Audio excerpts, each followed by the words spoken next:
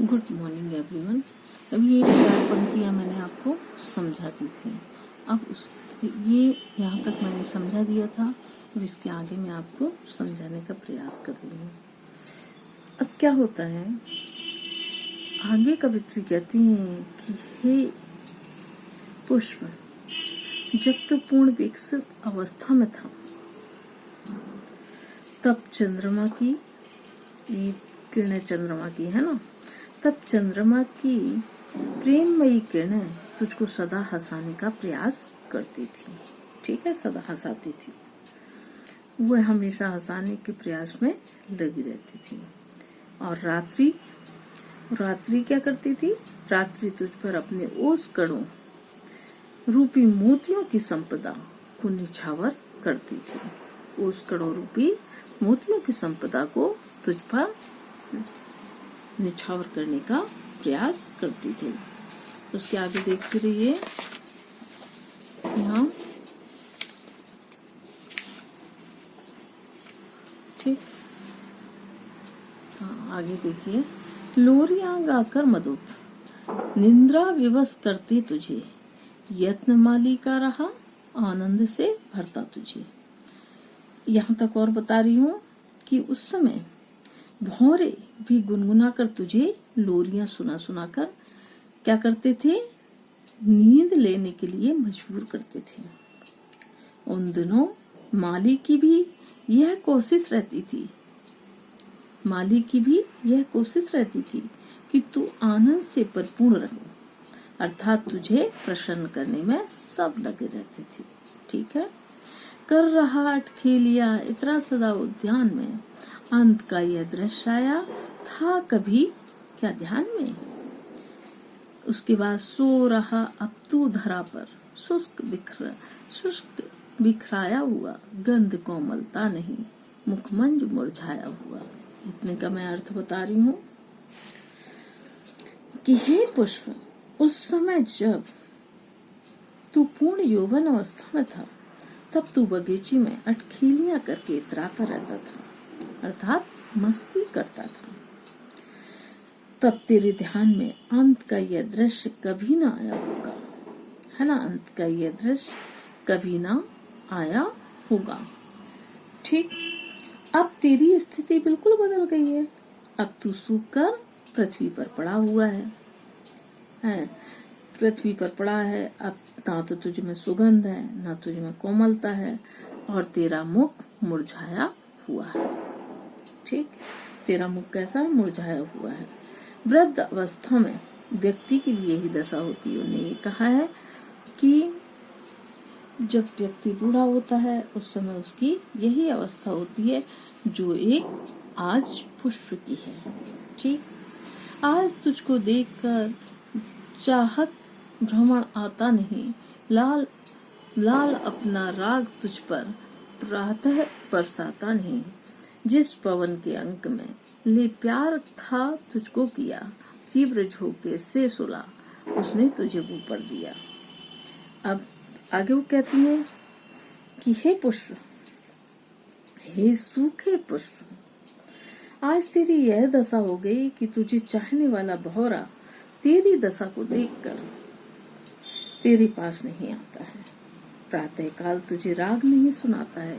जो प्रातः तुझे राग सुनाता था वह अब तुझे राग नहीं सुनाता है। जिस वायु ने तुझे अपनी गोद में झुलाया है, ठीक, जिस वायु ने तुझे अपनी गोद में झुलाया है, उसी वायु की तेज हवा के झोंके से आज तू पृथ्वी पर गिर गया है।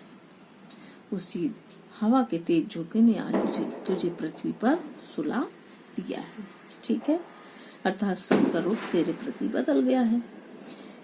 जैसे जैसे व्यक्ति वृद्ध होता है तो सभी उससे मुंह फेर लेते हैं और व्यक्ति अकेला हो जाता है। बहुत बुरी स्थिति होती है उस समय व्यक्ति की। ओके। कर दिया मधु और सौरभ दान सारा एक दिन, किंतु रोता कौन है तेरे लिए दानी सुमन। मत व्यथित हो फूल, किसको सुख दिया संसार ने, स्वार्थ में सबको बनाया है यहाँ करतार ने। आगे कहते हैं आगे कवित्री क्या कहती हैं कि वह हमेशा सूखे पुष्प को ही संबोधित करते हुए कहती हैं कि एक दिन तूने अपनी सुगंध, अपनी शहद दूसरों के लिए दान कर दी है। तूने अपना सब कुछ दूसरों के लिए दान कर दिया, ठीक है। तू इतना दानी था कि तूने सब कुछ दान कर दिया। पर हे धानी सुमन, बता तेरे लिए इस संसार में कौन रो रहा है? अर्थात कोई भी नहीं। सब कुछ दान कर देता है, लेकिन तेरे लिए यहाँ कोई भी दुखी नहीं है, न कोई रो रहा है। हे पुष्प, तू दुखी मत हो, यह संसार ऐसा ही है। इस संसार में क्या है? इस संसार में सब स्वार्थ सिद्ध करते हैं, और स्वार्थ सिद्ध हो जाता है तो लोग उसका साथ छोड़ देते हैं, है ना। स्वार्थ सिद्ध न होने की स्थिति में उसे भुला देते हैं, और जब स्वार्थ सिद्ध नहीं होता तो उसे भुला देते हैं, है ना। तो भगवान ने ऐसे ही लोगों को यहाँ बनाया है। संसार में जितने भी व्यक्ति हैं वो सब ऐसे ही हैं। ईश्वर ने ऐसे ही स्वार्थी लोगों को बनाया है।